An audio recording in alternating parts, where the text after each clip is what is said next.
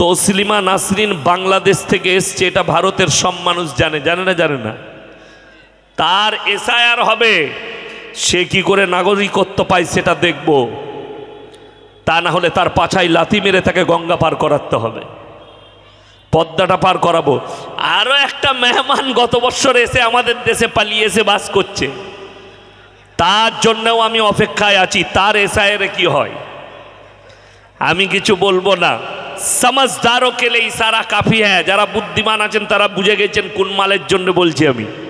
যাই হোক, আমার বন্ধুগণ, আমার ভাই, যতগুলো নাস্তিক আছে এই ভারতের মাটিতে বসে আছে, আসাদ নূর, তসলিমা নাসরিন আর নাজিয়া ইলাই খান, এইরকম যতগুলো হারামের আওলাদ বসে আছে, আমি চ্যালেঞ্জ ছুড়ে বললাম, তোমরা বলছো ধর্ম মানি না, যদি এক বাপের আওলাদ হও, হালালের সন্তান হও, একবার হিন্দু ধর্মকে গালি দিয়ে দেখাও, একবার বৌদ্ধ ধর্মকে গালি দিয়ে দেখাও, একবার শিখ ধর্মকে গালি দিয়ে দেখাও, একবার পাঞ্জাবিদিকে গালি দিয়ে দেখাও, তোমাদের পাছায় লাথি মেরে পদ্মা পার করাবে। আল্লাহর নবীকে গালি দেওয়া সহজ, আল্লাহকে গালি দেওয়া সহজ, মুহাম্মদ সাল্লাল্লাহু আলাইহি সাল্লামকে গালি দেওয়া সহজ, কোরআনকে গালি দেওয়া সহজ, কিন্তু তুমি নাস্তিক হয়েও অন্য ধর্মকে গালি দিতে পারো না। দুঃখ ওইটাই। ইসলাম কি শিখিয়েছেন জানেন? আমার যারা হিন্দু ভাই আমার বক্তব্য শুনছেন, যারা ইউটিউব ফেসবুকে শুনেন, শুনে রেখে দেন, আল্লাহ কোরআনে বলেছেন যে তোমরা কারু দেবদেবীকে গালি দিও না, কারু ধর্মকে গালি দিও না। আমার 1.5 লাখ থেকে 2 লাখ বয়ান ইউটিউব আর ফেসবুকে ছুটছে, হিন্দু মুসলিম সবাই দেখে। একটা যদি বার করতে পারে কেউ বয়ান এই ভারত বাংলাদেশের, একটা ক্লিপ বার করে নিয়ে আসুন যে ইয়াসিন সাহেব এই বক্তব্যে আপনি অন্য ধর্মের দেবদেবীকে গালি দিয়েছেন, অন্য ধর্মকে গালি দিয়েছেন, একটা বার করলে আমি জীবন আর সমাজের বুকে কোনোদিন আর কথা রাখবো না। আলু ব্যবসা করে খাবো, সবজি ব্যবসা করে মাদ্রাসায় পড়াই, মাদ্রাসা শিক্ষক, ওইটাই আমার জন্য যথেষ্ট। আমি আর সমাজের বুকে কথা রাখবো না।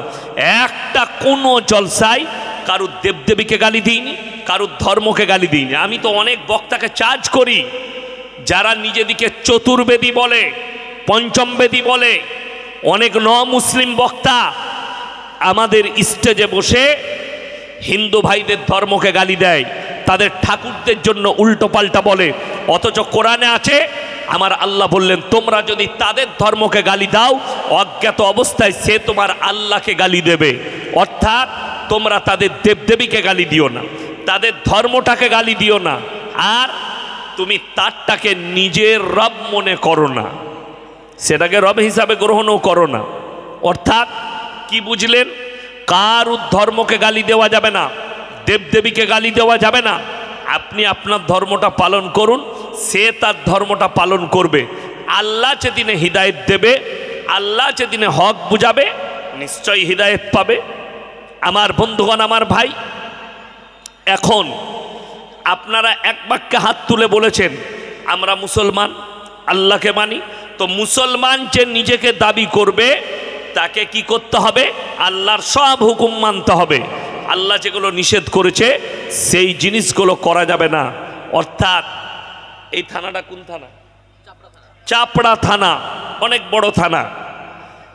চাপড়া থানা আমার আব্বাজি খুব নাম করেন, চাপড়া থানার মানুষ খুব ভালো, চাপড়া থানা খুব ভালো জায়গা। আমিও বিশ্বাস করুন, আমি নদিয়ার সব থানায় দাওয়াত নেই না।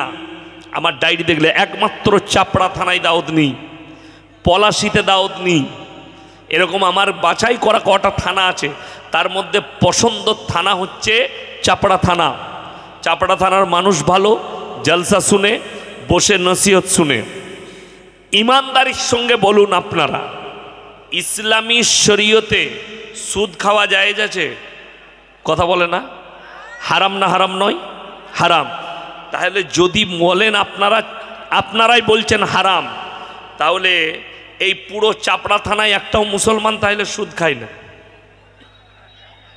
কথা বলে না? খায় না? খায় না? খায়। আচ্ছা, যাই হোক, এই হারাম কথাটা আল্লাহর কসম করে বলছি, কোনো মৌলবীর কথা? কথা বলেন, কোনো মৌলবীর, কোনো মুফতির, কোনো মুহাদ্দিসের না, এটা স্বয়ং আমার আল্লাহ বলেছেন ওয়াহাল্লাল্লাহুল বাইয়া ওয়া হাররামার রিবা, তোমাদের জন্য সুদকে হারাম করেছি, ব্যবসাকে হালাল করেছি। ব্যবসা হচ্ছে নবীজির সুন্নাত। ব্যবসা করুন, আলু, পেঁয়াজ, পাথর, ইট, বালি, কাপড়, জামা, সোয়েটার, কম্বল, ক্যাতা, যা পারবেন ব্যবসা করুন, হালাল। কিন্তু আপনি যদি বলেন সুদের ব্যবসা করব, হারাম। যারা সুদ খেলো হারাম জানার পরে আমার আল্লাহ বললেন তারা যেন আল্লাহর সঙ্গে যুদ্ধ ঘোষণা করলো। যে লোক জেনে শুনে হারাম জেনে যে মুসলমান সুদ খাচ্ছে সে আল্লাহর সঙ্গে যুদ্ধ ঘোষণা করলো, সেই লোক আর মুসলমান থাকতে পারে না। নাম্বার 2, নবী মুহাম্মদ সাল্লাল্লাহু আলাইহি সাল্লাম হাদিস বর্ণনা করলেন, এ আমার সাহাবীরা, কেউ যদি একবার সুদ খায়, কবার বললাম? একবার যদি সুদ খায়, নিজের মায়ের সঙ্গে 36 বার জিনা করার সমান পাপ করলো। নাউজবিল্লাহ বলেন।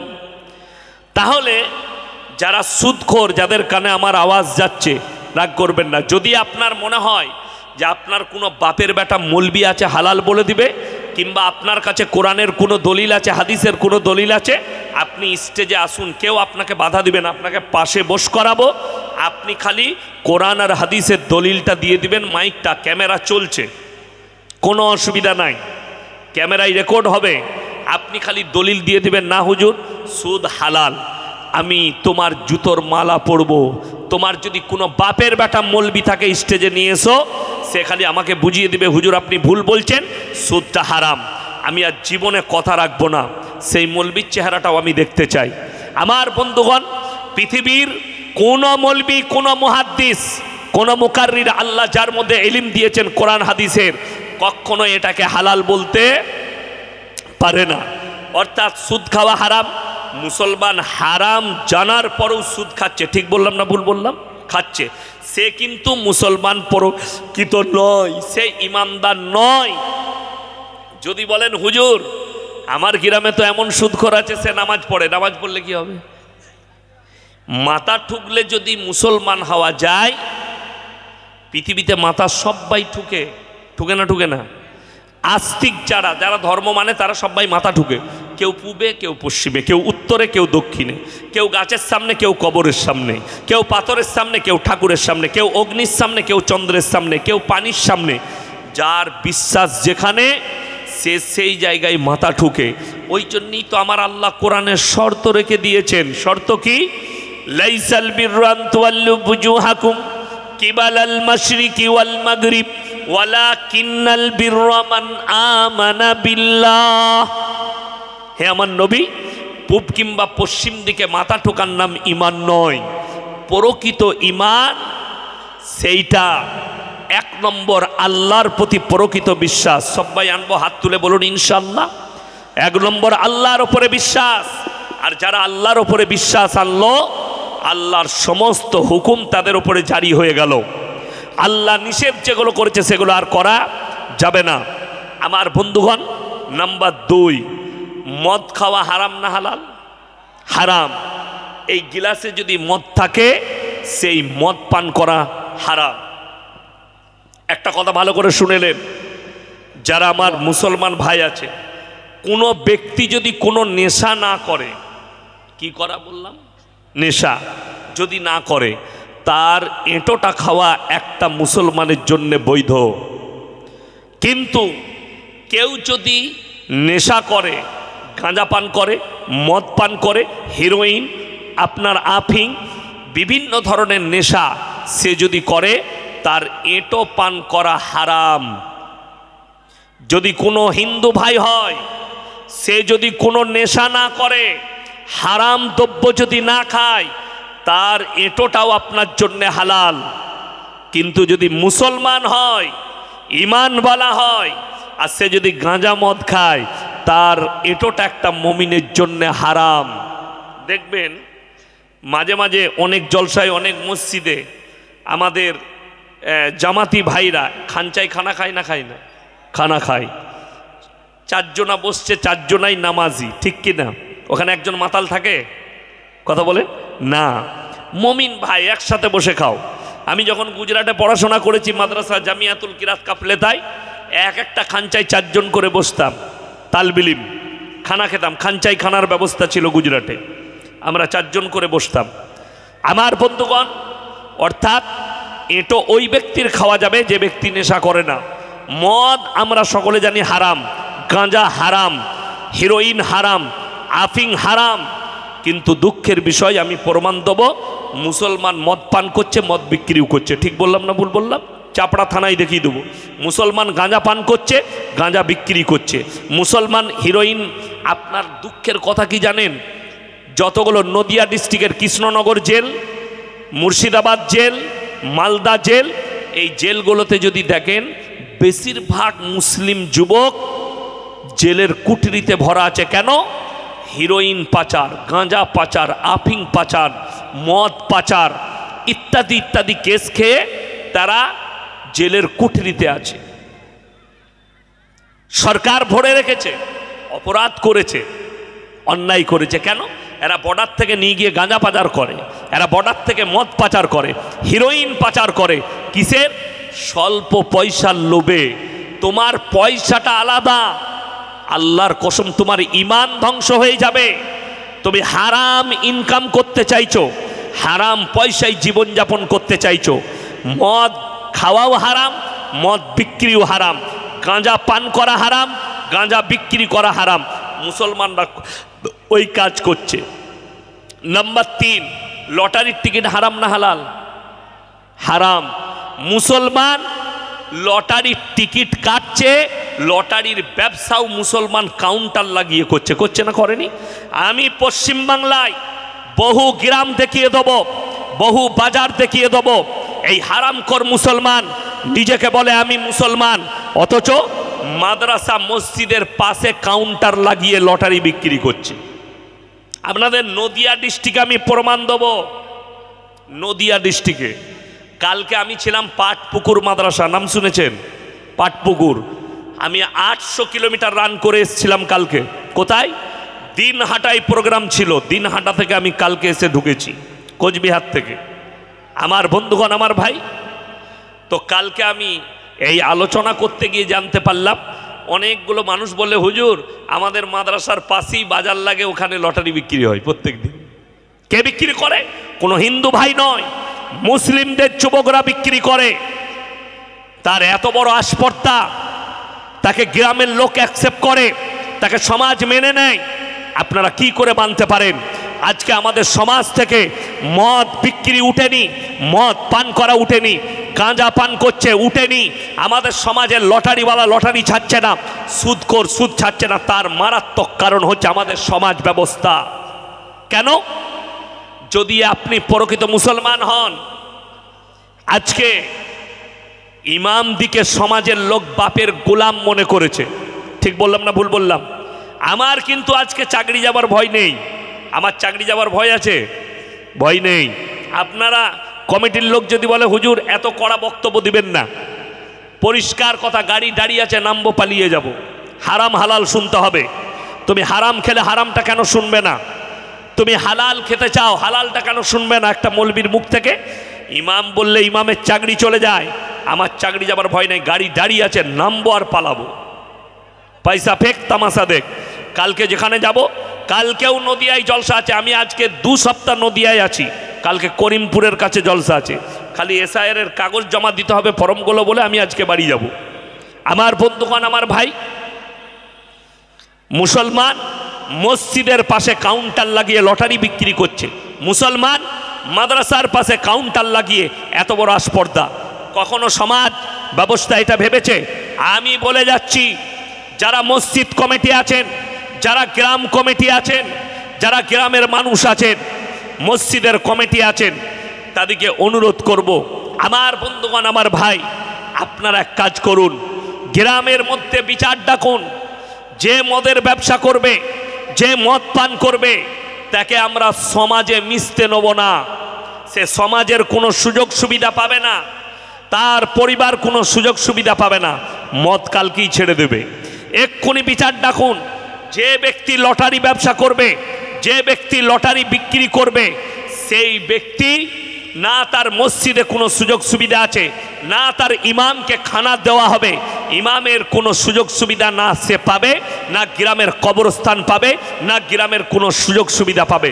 আমি বলছি কালকেই লটারি বন্ধ করে দিয়ে আলু বিক্রি করবে, কালকেই লটারি বিক্রি করে টোটো কিনে আপনার টোটোর ব্যবসা করবে।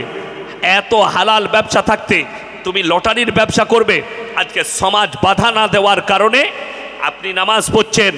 আপনার নৈতিক দায়িত্ব, মসজিদ কমিটি শুধু মসজিদ পরিচালনা করবে না, গ্রামের কোনো মানুষ সে যদি শরীয়ত বিরোধী কাজ করে, অন্যায় কাজ করে, সঙ্গে সঙ্গে প্রতিবাদ হবে। তুমি যে লটারি ব্যবসা করছো, তোমার একটা টাকার মসজিদে দেওয়া যাবে না, তোমার টাকা ইমামের চাঁদা নেওয়া যাবে না, তোমার বাড়িতে ইমামের খানা নেওয়া যাবে না, যেহেতু তুমি হারাম কারবার করছো জেনে শুনে। তুমি সুদ খাও, তোমার বাড়িতে ইমামের, আপনাদেরকে বাস্তব বলছি, হাদিসে আছে কোনো ব্যক্তি যদি হারাম খায় তার ইবাদত আল্লাহ কবুল কি করবে না। তাহলে যে সুদখোর হবে তার নামাজ কবুল হবে, যে মাতাল হবে নামাজ কবুল হবে।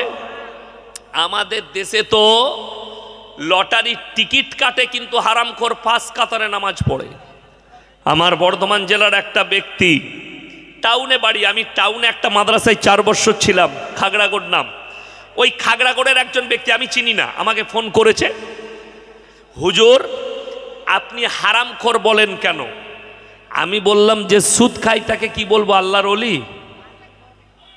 যে সুদ খাই তাকে কি বলবো, আল্লাহর ওলি? যে মদ ব্যবসা করে তাকে কি বলবো, আল্লাহর ওলি বলবো না হারামখোর বলবো? সুদ হারাম না হারাম নয়? হারাম। তাহলে যে সুদ খাবে সে হালালখোর কি করে হবে? তাকে তো হারামখোরই বলতে হবে। যে লটারি বিক্রি করছে, লটারি বিক্রি করা হারাম, লটারির টাকা হারাম, তাহলে তাকে হালালখোর কি করে বলবো? তোমার বিবেক আর বুদ্ধিকে জিজ্ঞেস করো। বাধা লাগবে অনেক জনার, কিন্তু দুঃখ কি জানেন, আমাদের দেশে মানুষ পাপ আরো কেন ছাড়তে চাই না? মারাত্মক দিক আছে, সেই দিক হচ্ছে এ জানে আমি যত পাপ করি জান্নাতে ঠিক যাব। কেন? আমাদের দেশে 2টো লাইন জান্নাতে যাবার। কটা লাইন বললাম বাবা? 2টো। সেই 2টো কি কি জানেন? নাম্বার 1, দেখবেন মাদ্রাসা মসজিদের জলসা হয় না? হয় না? হয়।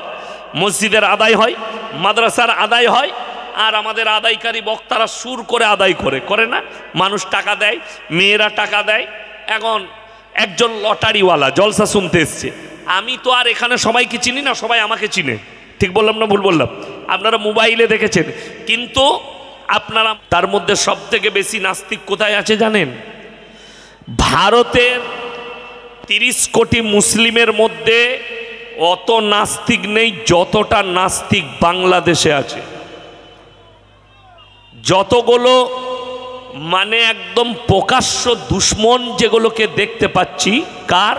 কোরআনের, ইসলামের, আল্লাহর নবী মুহাম্মদ সাল্লাল্লাহু আলাইহি সাল্লামের, বেশিরভাগ বাংলাদেশে জন্ম নিয়েছে। একটা নাম হচ্ছে তসলিমা নাসরিন, নাম শুনেছেন? নামটা মুসলিম না হিন্দু? কথা বলে না? মুসলিম। কিন্তু আল্লাহর কসম, একে যে মুসলমান ভাববে সঙ্গে সঙ্গে তার ইমানটা ধ্বংস হয়ে যাবে। কেন? এ মুসলিমই নয়। মুসলিম কেন নয়? অনেক এখানে শিক্ষিত লোক থাকবেন, কেউ ডাক্তার আছেন, মাস্টার আছেন, প্রফেসর আছেন, ইঞ্জিনিয়ার আছেন, আমার বক্তব্য শুনছেন, যাদের কানে পৌঁছাচ্ছে। অনেকের মনে মনে হবে হুজুর তসলিমা নাসরিনের বিরুদ্ধে কেন বলছে? সে তো একটা দামি লেখিকা, সে দামি লেখিকা, তার লেখিকার প্রমাণ দিচ্ছি। আমি প্রকাশ্যে বলেছি, আজকে আবার বলে যাচ্ছি, তসলিমা নাসরিন হচ্ছে তার মায়ের অবৈধ সন্তান, হারাম আওলাদ। দলিল কি আছে? আমার কাছে প্রুফ আছে। প্রুফটা সে নিজে দিয়েছে। বইটার নাম হচ্ছে লজ্জা। কি নাম বললাম? লজ্জা। বইটার নাম লজ্জা।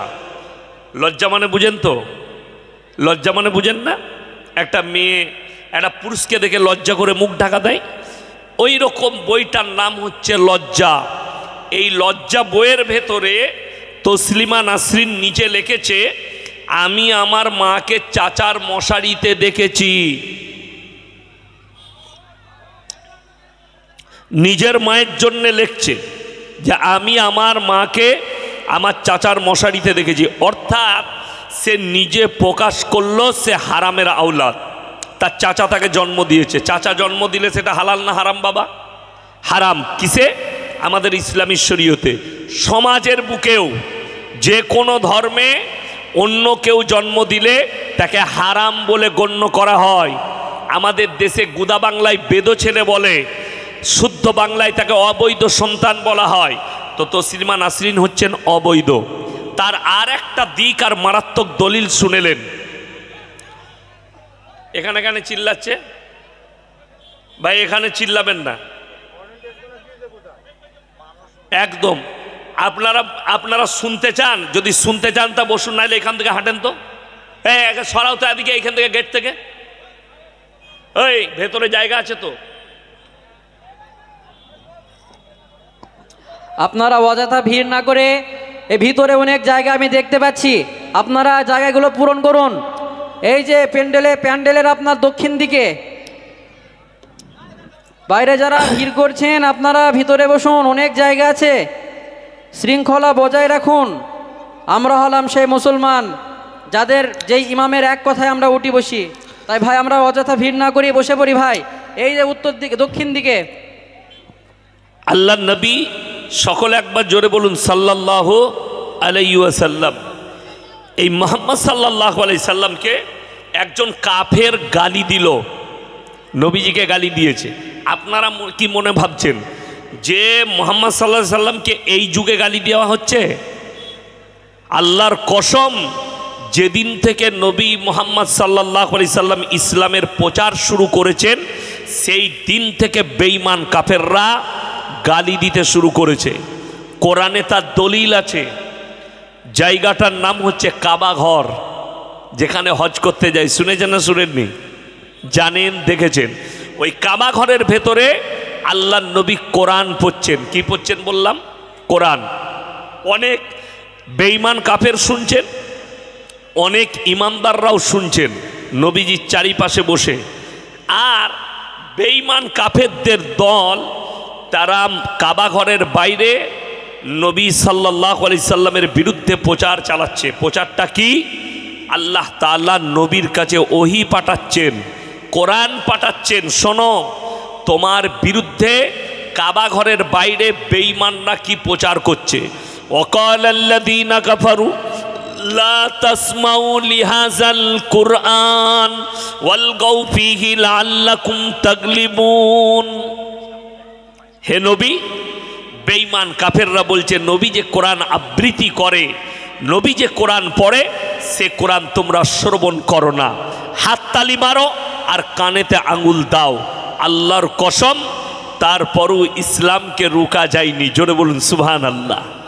আজকে পৃথিবীতে 250 কোটি মুসলমান, 250 কোটি মুসলমান, ইসলামকে রোকা যায়নি।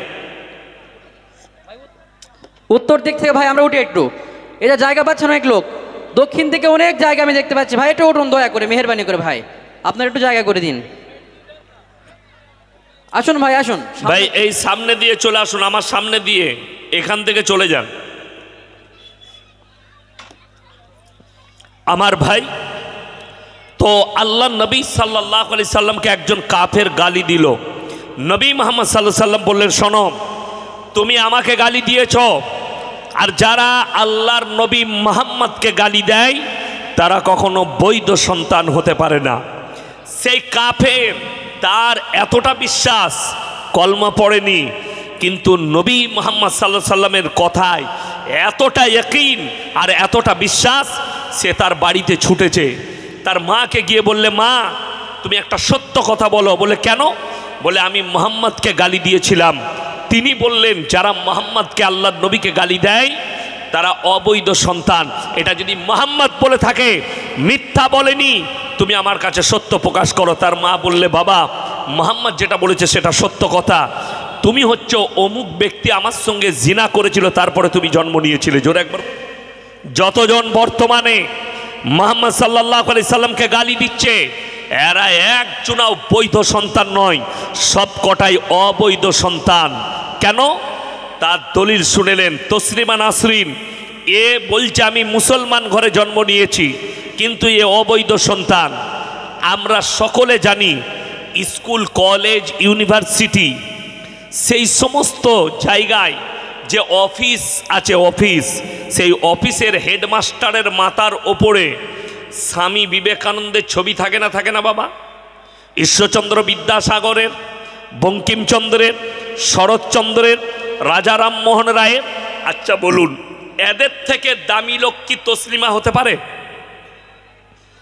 আমেরিকার শিকাগো শহরে স্বামী বিবেকানন্দ দাঁড়িয়ে বললেন বক্তব্য দিতে গিয়ে, পৃথিবীতে যদি আমি কেউ কি মহামানব মনে করি, তিনি হচ্ছেন একটাই ব্যক্তি, তিনি হযরত মুহাম্মদ মুস্তাফা। সকলে জোরে বলুন সাল্লাল্লাহু আলাইহি সাল্লাম। এর থেকে দামি কথা আর কি নেবেন? আর কাকে বিশ্বাস করবেন? তিনি আমাদের ভারতের একজন গৌরব, গর্ব। স্বামী বিবেকানন্দ তিনি বলেছেন যে আমি যদি কেউ কি পৃথিবীর সব থেকে বড় মহামানব মনে করি, তিনি হচ্ছেন হযরত মুহাম্মদ মুস্তাফা সাল্লাল্লাহু আলাইহি সাল্লাম। এরপরে নূপুর সারবার মতো, তসলিমার মতো নাস্তিক, বেঈমান আমার নবীকে গালি দিলে ইসলামের কোনো যায় আসে না। সব থেকে টুইস্ট কোথায় জানেন?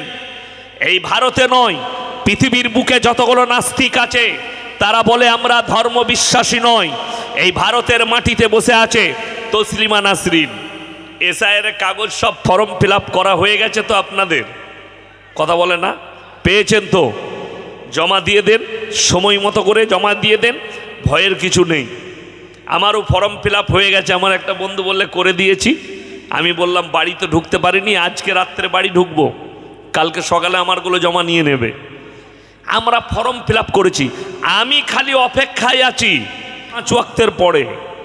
কিন্তু তাদের নিয়ত হচ্ছে গ্রামে, পরিবেশে, রাস্তাঘাটে, পাড়ার লোক কে কি করছে জানি না, আমি নামাজ পড়বো আর বাড়ি আসবো, তোরা বুঝেলে।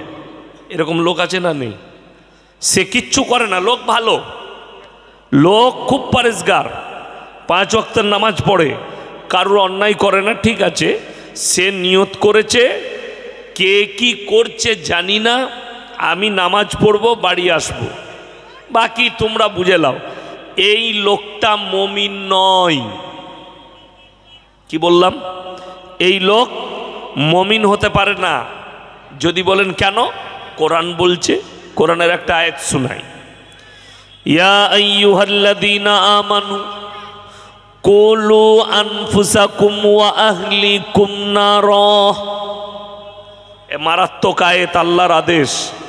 হে ঈমানদার ব্যক্তিরা, তোমরা নিজেরা জাহান্নামের আগুন থেকে বাঁচো, তোমাদের আহলে বর্গ, তোমার পরিবার, প্রতিবেশী, পাড়ার লোক, দেশের লোক, এদেরকেও দাওয়াত দিয়ে জাহান্নামের আগুন থেকে বাঁচাও। অর্থাৎ এর মানে যেটা দাঁড়াচ্ছে, আপনি বাড়ি থেকে বেরিয়েছেন, মসজিদে যাবেন, পাড়ার 5টা ছেলে আজান হয়েছে, আড্ডা মারছে চায়ের দোকানে কিংবা মাচায় বসে, আপনার জন্যে শরীয়তের হুকুম তাদিকে বলা, এ ভাই আজান হয়েছে, নামাজ পড়বি না, চল যা, টুপি নিয়ে চলায়, চল মসজিদে চল, নামাজ পড়বি। এই দাওয়াতটা আপনাকে দিতে হবে, তবে আপনি মুমিন, তবে আপনি একটা দায়িত্ব পালন করলেন। কার? ইমানদারের দায়িত্ব হচ্ছে অপরকে দাওয়াত দেওয়া, ভালো কাজের আদেশ করো, অসৎ কাজের নিষেধ করো। এটা হচ্ছে একটা মুমিন ব্যক্তির মারাত্মক দায়িত্ব। চলুন, এই ভারতে এখন 30 কোটি মুসলমান আছে। আমি বর্ডারে বসে আছি, শেষ গ্রামে, এটা ভারতের, তাই না? ভারতের শেষ গ্রাম, কাঁটাতারের ওপারটা বাংলাদেশ। আবার এই প্রান্তরে আপনি যখন মুম্বাই চলে যাবেন, ভারতের শেষ মুম্বাই, তারপরই সমুদ্র। আপনার এই দিকে পাঞ্জাব শেষ, লাদাখ, তারপরই আপনার পাকিস্তান বিভিন্ন দিকে বর্ডার হয়ে আছে। তো এটা শেষ গ্রামে বসে আছি। এই 30 কোটি মুসলমান, তার মধ্যে 10 কোটি মুসলমান আছে কি না সন্দেহ আছে। যাদের মনে হলো যে ইয়াসিন সাহেব বললে নাম রাখলে মুসলমান হওয়া যায় না, তার দলিল কি আছে? 1 নম্বর দলিল বলে দিই, পৃথিবীতে যতগুলো নাস্তিক আছে, নাস্তিক বুঝেন? নাস্তিক মানে কি? এই নাস্তিক মানে কি আপনি বলুন? নাস্তিক মানে ধর্ম বিশ্বাসী নয়।